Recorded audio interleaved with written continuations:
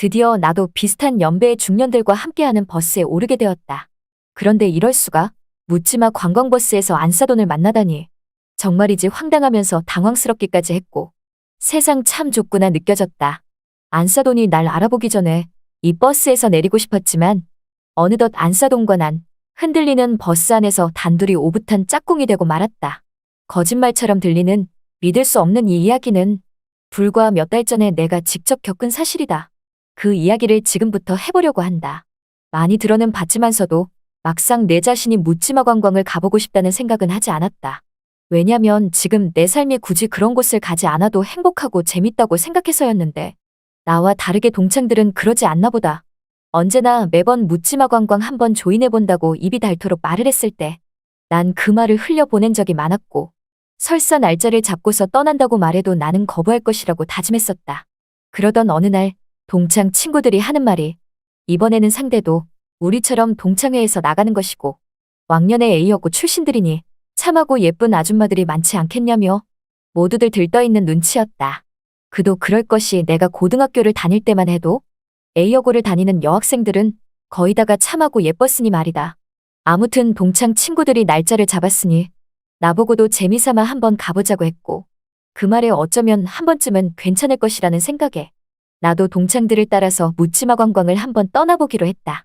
드디어 그날이 찾아왔고 이른 아침부터 아내는 나보고 어딜 가냐고 한다. 그런 아내에게 난 보면 모르겠냐고 하며 등산 간다고 하면서 등산복을 맞춰 입고 나가려고 하니 아내는 나에게 평상시에는 산 근처도 잘 안 가면서 웬일이냐며 해가 서쪽으로 뜨겠다고 하길래 동창들과 함께하는 등산이라고 하니까 아내가 갑자기 나에게 의심의 눈초리로 쳐다본다. 그러면서 하는 말이 당신 설마 묻지마 관광버스 같은 거 타러 가는 거 아니냐고 하길래 순간 뜨끔한 마음에 심장이 멎는 기분이었지만 난 다행히 아내에게 말 같지도 않은 소리 하지 말라며 멀리 떠나는 등산이라서 오후 늦게나 집에 도착할 거라고 하니까 아내는 입이 삐죽 나오며 알았다고 한다.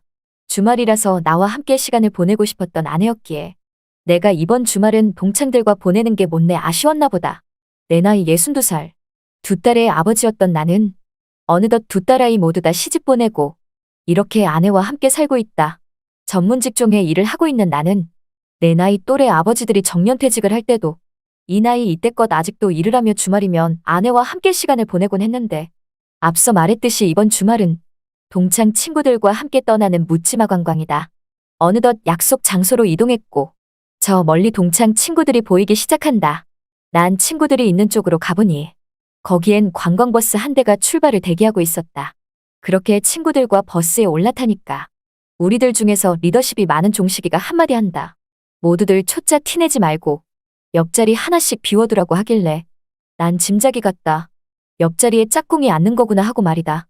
그런데 이상하게도 버스는 아줌마들을 태우지도 않고 그냥 출발하길래 난 다른 동창에게 아줌마들은 언제 타냐고 하니까 여기서 조금만 가면 아줌마들이 탈 것이라고 한다. 그렇게 15분 정도를 달리니 등산복을 갖춰 입은 아줌마들이 보였고 그 아줌마 무리들이 우르르 관광버스 안에 오르기 시작한다. 다들 선캡을 쓰고 모자를 써서 얼굴이 자세히 보이지 않았지만 대략 우리들보다 5살 정도 어려 보이는 느낌이다. 그러니 대략 50대 후반쯤으로 보인다. 아줌마 무리들 중에서 리더로 보이는 한 명이 아무데나 앉고 싶은데 앉으라고 말을 하니 아줌마들은 버스에 오르면서 우리들을 한 번씩 쓱 쳐다보길래 난 그 모습이 여간 민망해서 고개를 숙이고 있었다. 그렇게 아줌마들은 자리자리마다 앉기 시작했고 고개를 숙이고 있던 내 옆자리에도 어느덧 아줌마 한 명이 앉았다. 이 아줌마가 내 짝꿍인 것 같았다. 나는 힐끔 그 아줌마를 쳐다보니 등산 모자를 푹 눌러 쓰고 있어서 얼굴이 자세히 보이지 않지만 참 곱게 느껴졌다. 하지만 이 아줌마도 나랑 함께 있는 게 이내 쑥스러운지 자꾸 몸을 반대쪽인 바깥쪽으로 틀어서 앉아있다. 행여나 내가 싫어서 저렇게 앉나 싶었지만 보니까 쑥스러워서 그런 것 같았다. 어느덧 사회자가 된 리더십 많은 종식이가 앞에 나섰고 아줌마 팀에서도 질세라 아까 버스에 오를 때 리더십을 보였던 한 아줌마가 버스 앞 종식이 옆에 서 있다. 그러면서 그들은 마이크를 번갈아가며 잡더니 재밌고 즐거운 시간들 보내자고 말을 한다. 우리 모두는 박수를 쳤고 드디어 신나는 뽕짝 음악이 나옴과 동시에 판이 벌어지기 일보 직전이다. 갑자기 버스 안 커튼을 완벽히 쳐달라는 말에 우리 모두는 커튼을 치기 시작했는데 그 순간에라도 내 옆자리 짝꿍 아줌마 얼굴을 자세히 보고 싶었지만 몸을 비틀고 있고 등산모자를 푹 눌러 쓰고 있어서 자세히 볼 수가 없다. 그때였다. 사회를 보고 있던 동창 친구 종식이가 버스기사에게 실내등 좀 꺼달라고 부탁하니 버스 안 실내등이 꺼졌고 그때 갑자기 흐릿한 날씨에 벼락이 와라락 치기 시작한다. 오늘 일기예보에 소나기가 온다고는 했는데 서울에서 벗어나 이렇게 시골로 깊숙이 더 들어가니 어느덧 날씨는 어두컴컴한 비오는 날씨가 되어버렸다. 벼락 소리가 와장창 들리자 앞에서는 아줌마 몇 명이 무섭다며 벌써 짝꿍들에게 바짝 기댄다. 그런데 내 옆 짝꿍 아줌마는 아직도 그대로다. 종식이는 지금부터 본격적인 게임을 진행하겠다면서 그냥 마시면 재미없지 않냐고 하며 모두들 러브샷 어떠냐고 하길래 여기저기서 러브샷이 시작됐고 나는 이 와중에도 나 뜨거워서 뻘쭘이 있으니 내 짝꿍인 이 아줌마 또한 내가 먼저 말 걸어주기를 바라는 건지 뭔가 뻘쭘해하는 것이다. 안 되겠다 생각하여 나는 조심스럽게 옆자리에 앉은 아줌마에게 한잔할까요? 라고 먼저 말을 걸으니 그 아줌마가 기다렸다는 듯이 몸을 내 쪽으로 틀며 네 하고 말을 하길래 그제서야 우리 둘은 서로를 마주보게 되었는데 순간 신나게 놀던 버스 안에서 비명소리가 터지고 말았다. 바로 그 비명소리는 나와 내 짝꿍인 이 아줌마가 내는 소리였고 우리 둘은 서로 마주보고 까무라칠 뻔했다. 이유는 바로 내 큰딸아이의 안싸돈이었기 때문이다. 안싸돈이 과부인 건 알았지만 이런 묻지마 관광버스에서 만날 줄은 꿈에도 생각 못했다.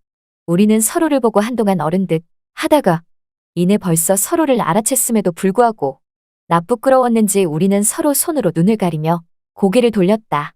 그러자 아무것도 모르는 종식이가 우리 쪽으로 오더니 왜 그러냐고 묻는 거다. 난 이 상황에서 옆에 앉은 내 짝꿍이 사돈이라고 말할 수가 없었다. 그러면 너무나 창피한 건 물론이고 우리 집안이 콩가루 집안이라고 생각할까봐 그게 겁이 났다.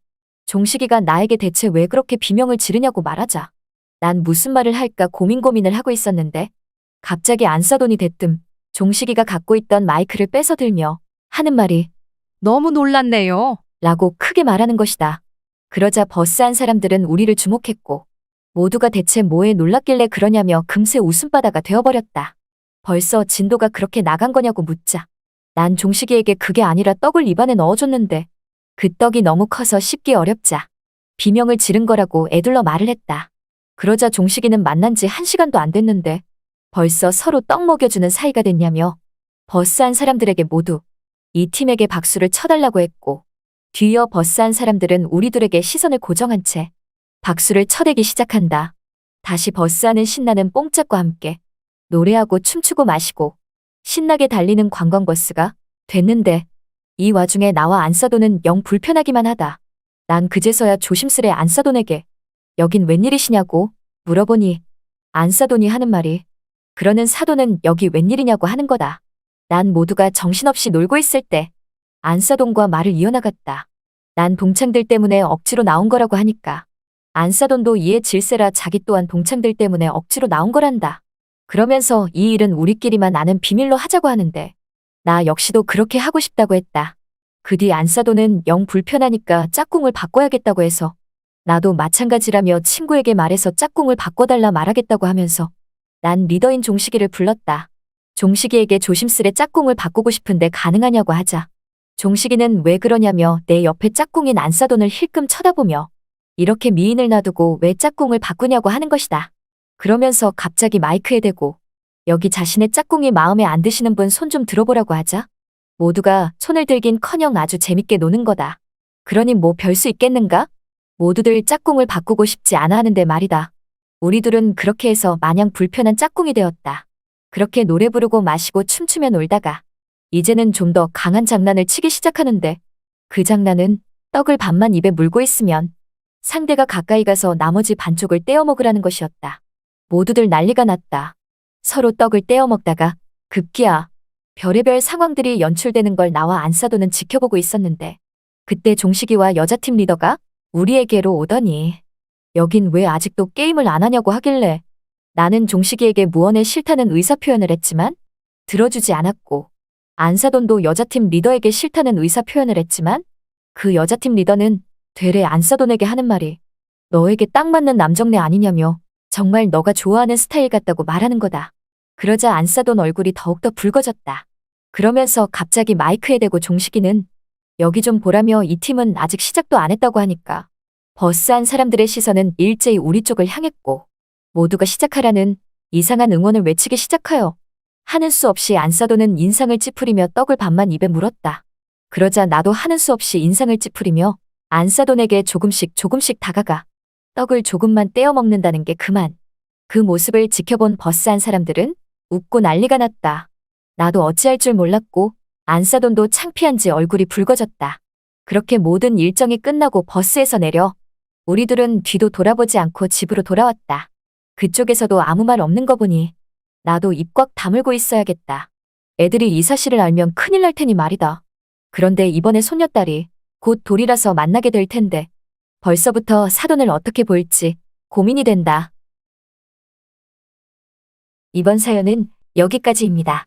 좋아요, 구독, 알림 설정을 하시면 보다 빠르게 다음 영상을 보실 수가 있습니다.